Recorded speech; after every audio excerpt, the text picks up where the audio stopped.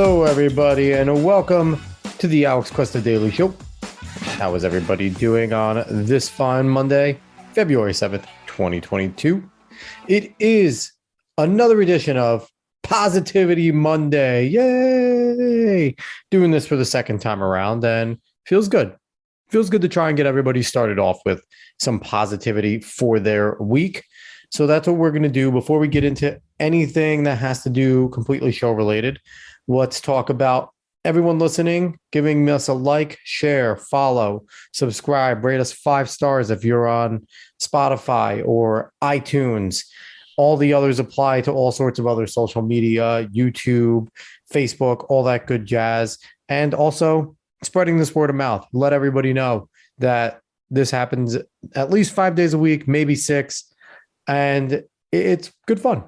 Good fun to come here, listen, talk about an article, do some cool things. And Positivity Monday is a good time. So we're going to keep going with it. Social medias, as always, go search The Alex Cuesta Show anywhere you can find social media, and we'll be there. So it is a good time to be around. And as I'm starting to do, as I said I was going to do, before we get into all the positive stuff, I am still here to hold Joe Biden to task and to account for his numbers that he's responsible for with COVID-19. As I said last time, the major news networks might not want to do this anymore, but I do, in the name of fairness, of course. Because again, if it was fair to daily have the tickers up during President Trump's time and constantly harp on cases was the big thing too. Don't get it twisted here. It wasn't death. Death was not the big number. It was only, when they hit a milestone, they would highlight it, but they always talked about cases. Since Joe Biden has overseen Delta and Omicron, which are much more easy to spread, they've stopped talking about cases. Cases aren't important anymore. Death isn't even important either. They don't report on any of it anymore. They don't care. It's not a thing for them now because it's not politically expedient. But here on the Alex Cuesta Daily Show, we want to keep it as consistent as possible. So if it was important for one president who oversaw this pandemic to be held to account with all these things, it's going to be important for the next one to be held to account, especially one who had a plan to beat it. This is the same guy that also said he was going to cure cancer. So let's see how he's doing here. So we left off Friday. He was at 76,069,409 cases and 897,881 deaths. Over the weekend, I was lazy and I did not go back and find all the numbers on those days, but I did go back to the CDC website, which is not fun to navigate. I think they kind of do that intentionally. They don't want you to look at this type of stuff. They don't want you to actually understand the graphs and everything. So they kind of put it behind everything. If you know how to navigate the CDC website, it's still a pain in the ass, but it's doable. So I did it. And we're going to go Saturday the 5th. The case count was 76,301,997. That's a jump of 232,588, less than it was on Friday. And then the deaths was up to 899,434. That's up 1,553, again, less than it was on that Friday. Going into Sunday, cases up 76,415,622. That's up 113,625. Again, trending lower. And deaths 899,756. 322 deaths added that day. So Sunday was overall a pretty good day. In relative terms, not a good day at all. There are people dying, people getting sick. But in relative terms, as comparative, it was a pretty good day. Jump into the numbers of today, and we have 76,505,422 cases. That's up 89,800. And deaths cracked the 900,000 threshold. It's at 902,624. That's up 2,868. So we're over 900,000 deaths. Let's remember, Joe Biden, when he started this on January 20th of 2020, he had 2021, sorry, not 2020, 2021, he had, what was it? 401,823 deaths. He's now over 501,000 more of those. So he's overseen a lot of death. And it doesn't seem like anyone that was holding Trump to task for all this, including Joe Biden, when he tweeted that anyone that oversees 200,000 dead is not fit to be president. Man has oversaw over 500,000 dead in less than 13 months. For a guy who had a plan, really not looking like it's going too well. So we're going to continue to do this. It's not fun. Honestly, I'm not getting much joy out of this, but someone's got to hold him to task because the media is not doing it anymore. And I hate saying the media. I hate being that guy, the media, but it's true. The leftist media that was very, very big on trying to track all these numbers and blow cases out of proportion for I think the death rate is still at damn near 1%. It's not like it's moved much, but they needed to blow it out of proportion to try and get Trump out of office. And they did. They successfully, they framed it so well. And now they've gone away from it because midterms are coming up. Their selected guy is in office. So we don't want to talk about it anymore. So they don't. And this is what we get. Over like 55,000 more cases since he's seen 55 million more cases and 500,000 more deaths. It's a lot. That's a lot. They make half the deal out of these as they did out of Trump. Biden might have been impeached already, which I don't want. I don't want that. I don't want Kamala Harris. She sucks. But it's pretty bizarre. It's bizarre. So I'm going to continue to hold him to task because I think in the name of fairness, it's something we should be doing, something people should be paying attention to and people should be spreading. So if you're at home, write these numbers down, spread them out because it's a big deal. It is a big deal. Maybe it's something that we'll start tweeting out. The daily tracker for Joe Biden, because we might have to do that. Someone has to hold him account. So before we get into the Positivity Monday article, we're going to have to talk about some things really quickly. So keeping up with ID.me, people might be tired of hearing about this as a broken record, but I think it's one of the most important things we can talk about. It is reported by CNN, which, quick aside on CNN hired Jonah Goldberg. Jonah Goldberg is as big of a rhino grifter that you will ever see. He calls himself a conservative. He's not. If CNN, the rumor was that they're trying to shift to a more objective news platform. I guess maybe by trying to hire a quote unquote conservative, they think they're getting there. Man, that's bad. Fire Brian Stelter, first of all. Get rid of him. That would help a lot in your credibility. Get rid of that guy. He sucks. And it's not about hiring guys or hiring girls that are quote unquote conservatives, because if you hire someone and they go to you, automatically those on the diehard right are just going to be like, yeah, he's a rhino. He's a grifter. He's not that. Blah, blah, blah, blah. They're just not going to believe that they're worth any of their salt because they're just going to think they took the money to go work for the devil. That's just what they're going to say. You want some credibility? Stop demonizing Tucker Carlson every night. And I get it. Tucker does it back. And it's not right when Tucker does it for the most part, but picking on dumb shit that he does and says it's so bad. And stop with your Joe Rogan crusade. If anyone that listens or has listened to Joe Rogan or has even scrolled through his guests to see, the man brings on everybody, everyone, and he talks about everything. He's not afraid to talk about everything. He's not afraid to put on viewpoints he truly disagrees with, and also ones that he completely agrees with, but he pushes back on everybody. He asks questions on everyone, whether he agrees or disagrees. And sometimes he agrees. And sometimes he agrees in the moment and then goes back and he'll talk to another guest and is like, yeah, I guess I was wrong on that. Joe Rogan is not afraid to be human. And it's scary to robots in the leftist media who just do exactly what they're told. So stop attacking guys like that. And that'll help. That'll help your credit 100%. If you can have people come on and instead of attacking him, and especially you're a quote unquote journalist like Brian Stelter, attacking him, saying we're real journalists, people shouldn't be listening to that guy. We get 1 million on primetime. He gets 11 million per show, but we're journalists. Don't do that. That's not going to get you any cred with anyone, especially people on the right who are hearing him bring on guys that they're favorable towards. And yes, it might be a little bit of just playing the partisanship with people that are like, yeah, we're going to rock with Dr. Malone. We're going to rock with James Lindsay, even though he's on the left, but the people on the right love him. Rock with Tim Pool. He's a centrist. People on the right love him. Like It's just bizarre who they decide to pick on and how everyone is so tone deaf at CNN right now on the TV side.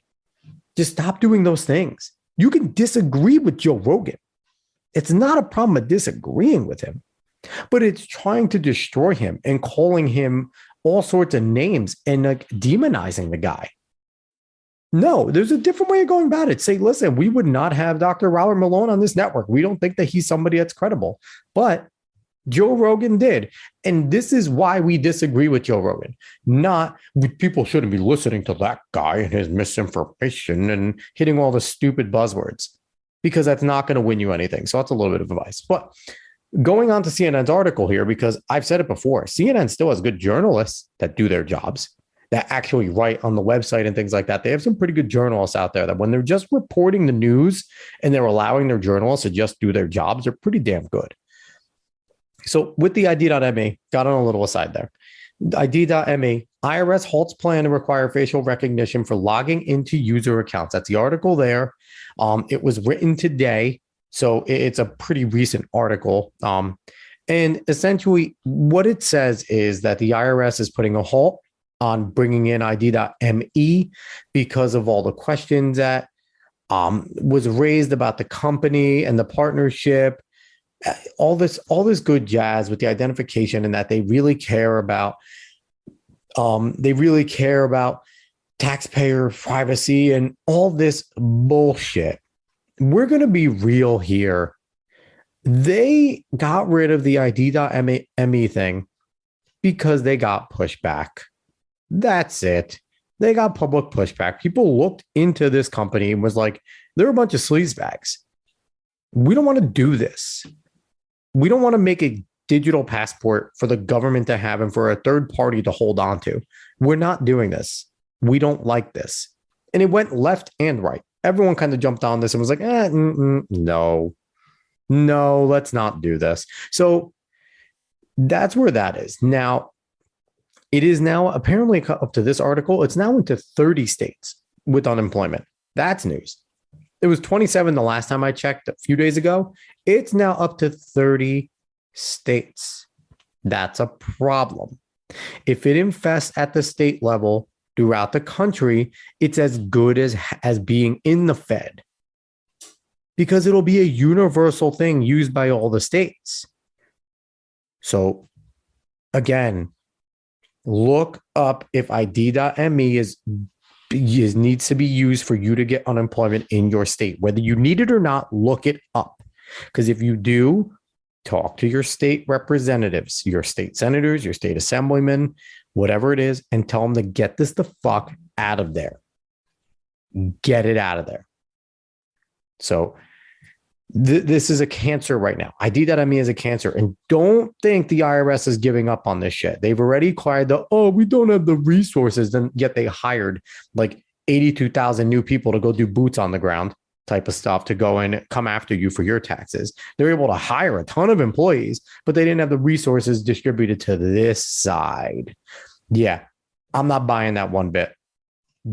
IRS is not going to get away from this. Or look for another thing that deals with the public deeply, another government agency that deals deeply with the government that's going to require something like this. Look for the post office to do some shit like this. DMV to do some shit like this. Something like this. Watch out for it. I know DMV is a little more local, so post office. Watch out for that. Something where people in the United States have no choice but to be involved with this type of thing. IRS was perfect because damn near everyone files their taxes. So they were going to be able to get all of our database.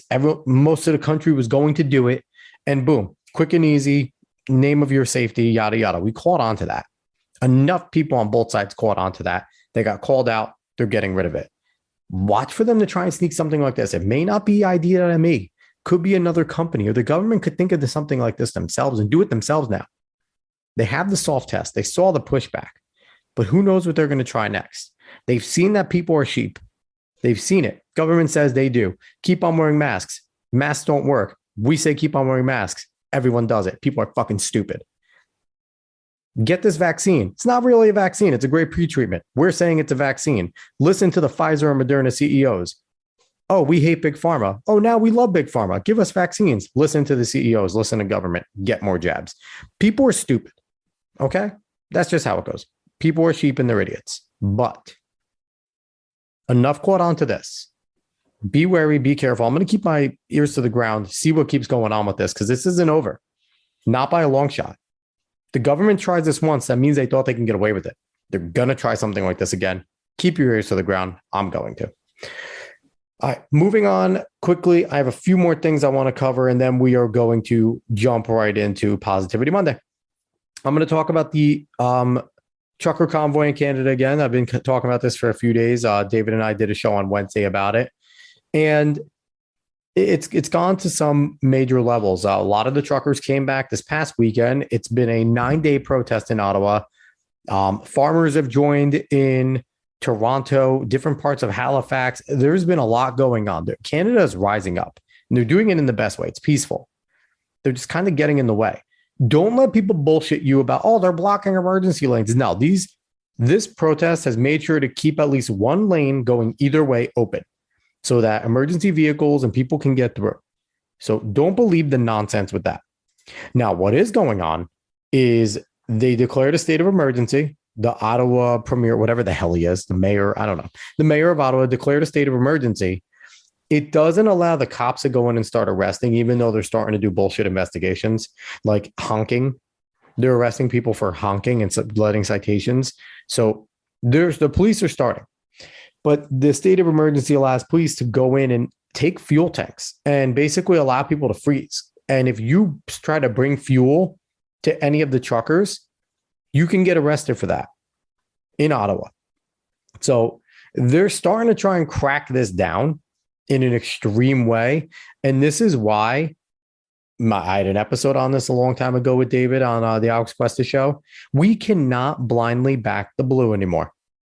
That can't be a thing. You back the blue when it's right. The cops that participate in this over in Canada do not deserve the backing.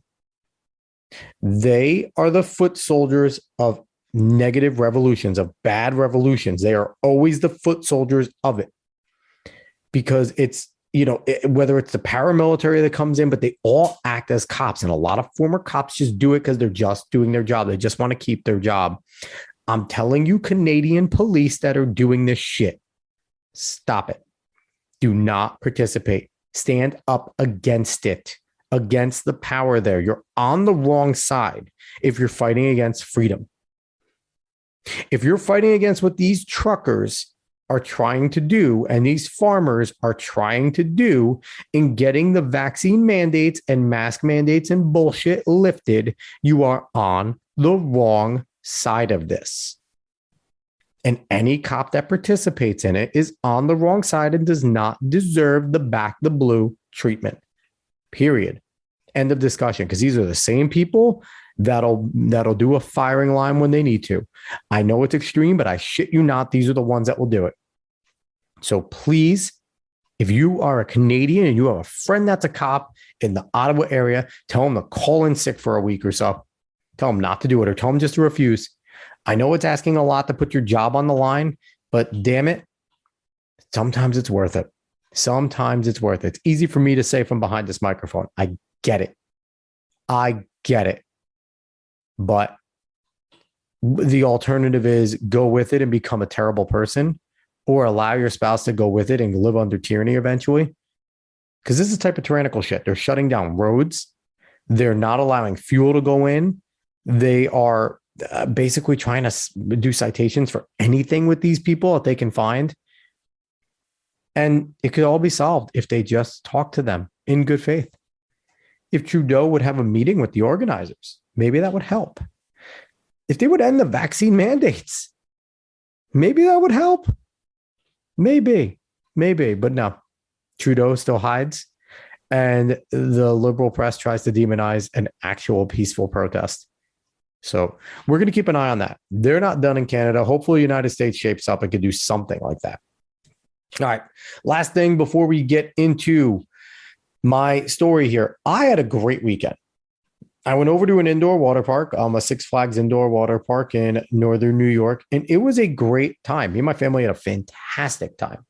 But I have to tell you, that I had a great experience with COVID-19 being the most courteous virus of all time again. I know people might be scratching. What do you mean courteous virus? It's killed hundreds of thousands. It's infected millions. What are you talking about? Well, guys and girls, don't want to be politically incorrect. It's such a courteous virus that when we were in the pool area, I don't think anybody besides some of the workers were wearing masks. No one. Because we were all in water. We were all jumping around, going down pools, doing things like that. But the moment you stepped out of there, you were expected to wear a mask around the same exact people that you were sharing the resort with. But it just goes to show you, COVID's courteous. It understands. It's like, wait a minute. People are trying to have a good time with their family. I ain't going to infect them. We're going to, COVID is just going to, as COVID, we made a decision. We're just going to stay outside the pool area. We're just going to hang out. Wait till you motherfuckers come out, though. Get your mask on or we got you. But in the pool area, enjoy your time with your family. That seems like what it is. That's what the rules seem like. And again, I had another great experience in a restaurant where the moment I magically sat down in my chair, boop, COVID understood. Dude's just trying to get some food. He's just trying to eat. Ain't going to go after him while he eats. He stands up to go to the bathroom. That's a different story. All bets are off. Sitting down eating? No. I'm COVID. I'm a courteous virus. Not going to do that to the guy. He's cool. I understand. Wake up, people. Wake the fuck up. The masks are bullshit. Social distancing is bullshit. Wake up. If you see something fishy and you see something stupid, just don't do it. That's the best advice I can give you. Just don't do it. Don't do it. Say no. I didn't wear a mask once at that friggin' lodge. I didn't put it on at all. No one said shit because they all know it's stupid. Everyone from top to bottom, besides your crazy zealots who are stupid anyway, they're the idiots. So that's fine. But 95% of the population right now knows it's stupid, but they're too scared to do anything. Take your mask off. It might inspire someone else to take it off. And maybe the rest of the people. Take it the fuck off. It's useless.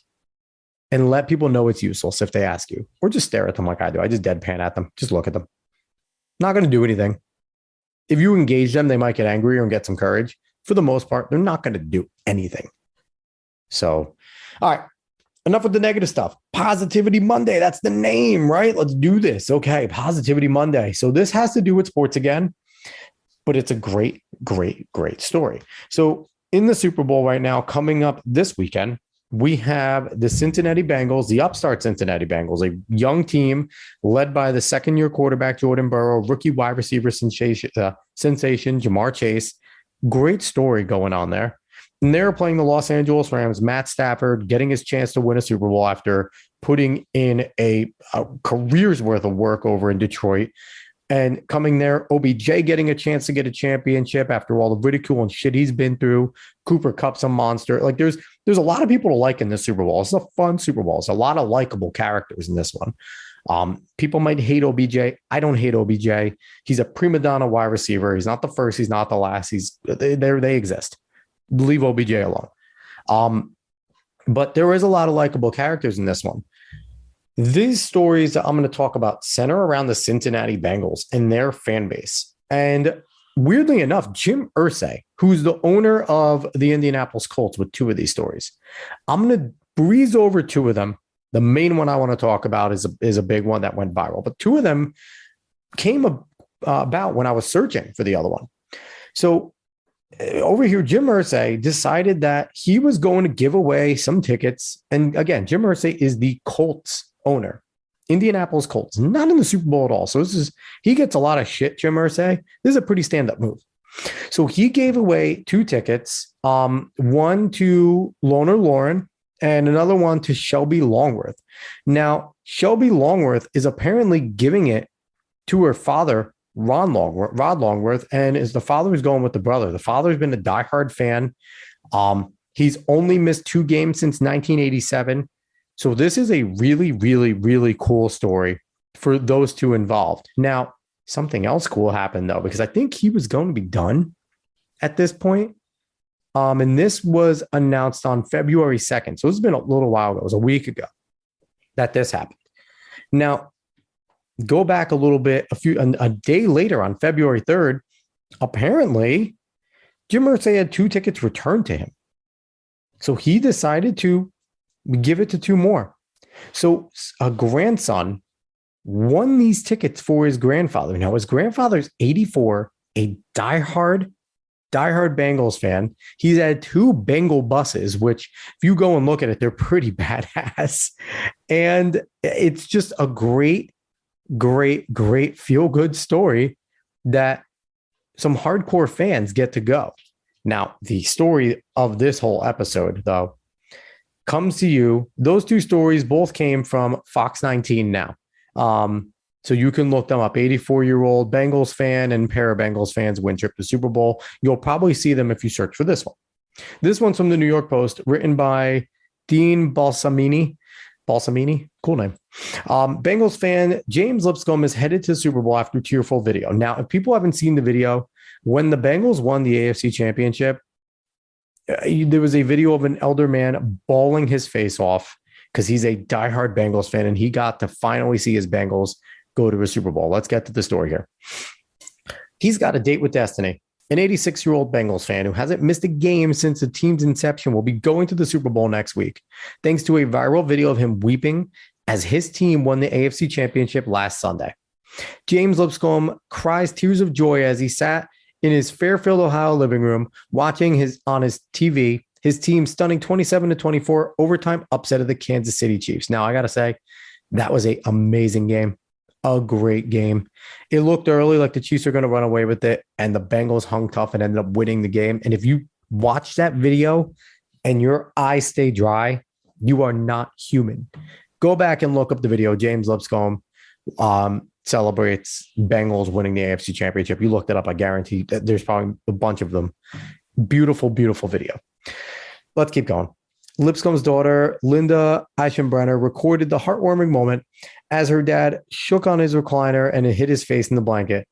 "This is so awesome. How happy are you, Dad?" Linda asked. "Oh, God, I can't stand it," he said through tears in a video that garnered 5.5 million views. Like, I'm thinking about it right now. It was a beautiful video, guys. If you have not seen this video yet, please go watch it. It's again, people that don't like sports mock sports, but there's something about sports that just moves people. So let's keep going.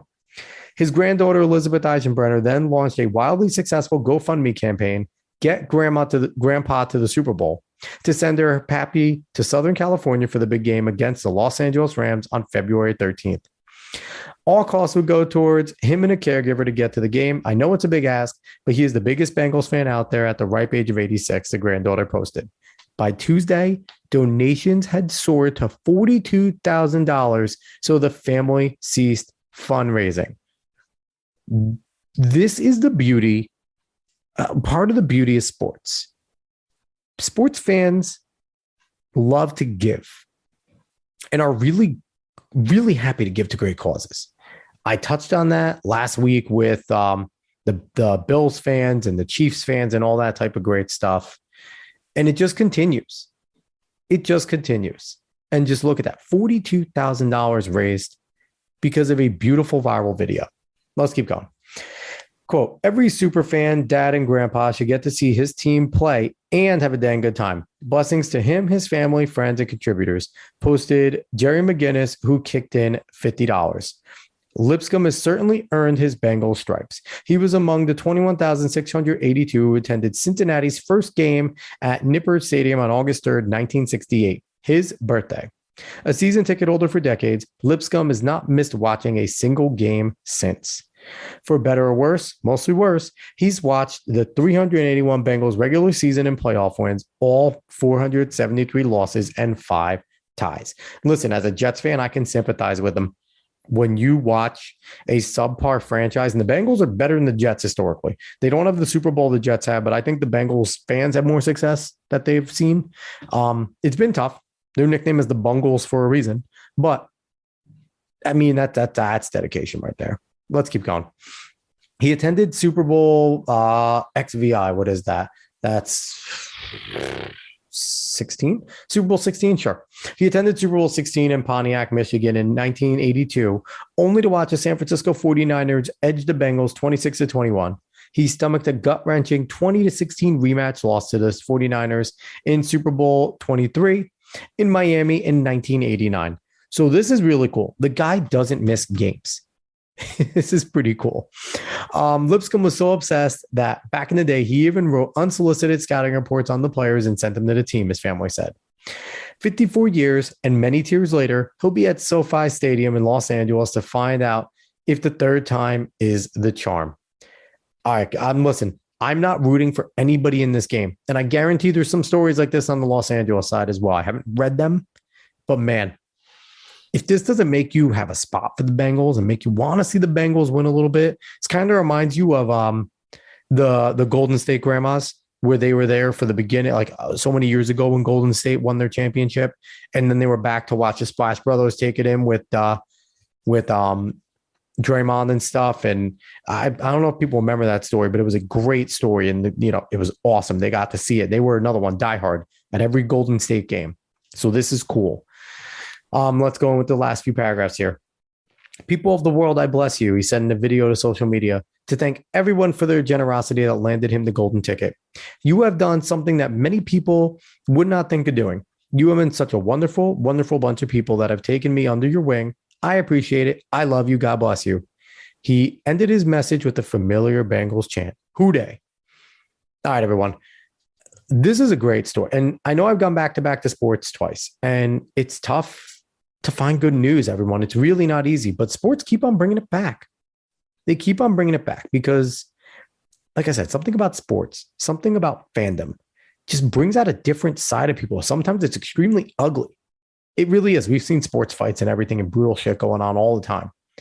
But there's times where it's beautiful, like this, like last week, like the story I saw earlier today about the Eagles safety that surprised this 11-year-old girl who lost her father and her grandfather last year to take her to a daddy-daughter dance. Beautiful, beautiful things, and things that go on like this where celebrities and athletes understand their star and use it in the right way, or groups of fans get together to do something awesome. Do something awesome for people. These are the things of beauty right here. These are the things of beauty. And Who Dey Nation stepped up big time for this 86-year-old fan. So congrats to him. He's getting his way gone. $42,000 raised is beautiful. He's going to get to go and enjoy the Super Bowl.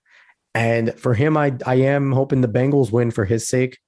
I'm torn. I want Matt Stafford to get a championship. I think Matt Stafford deserves it. But man, also be beautiful to watch him celebrate at 86 years old. Watch him celebrate his team finally get a Super Bowl. I can only hope that the Jets get a Super Bowl before I turn 86 because, man, it would be tough not seeing. At least he got to watch his team play in 2 Super Bowls. It's going to be tough not to see the Jets even get there before I'm 86. But, just beautiful stories. If anyone has any amazing stories that they find throughout the week, please send them my way. They're so hard to come by. It's pathetic how hard they are to come by, but please send those my way because I like doing this. It feels good. It feels good to talk about the positive stuff. And, Super Bowl is this should be a great Super Bowl too. So I'm excited for it.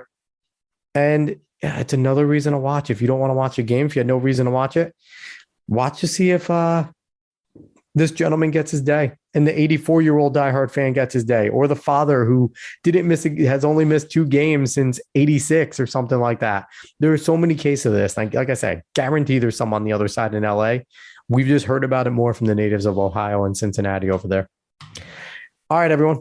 Thank you so much for listening to the Alex Cuesta Daily Show. As always, like, share, follow, subscribe, rate us 5 stars on Spotify and iTunes, and spread this on word of mouth. Tell everyone Positivity Monday is a great time. Even though I started off with some negative stuff, we got to the positive, and it was fun. As always, find us on social media at The Alex Cuesta Show. Go search for it, type it in. You'll find us. We're there. The Alex Cuesta Show. And that's going to be a wrap on this one, everybody. I'll see everybody tomorrow. Thanks for listening.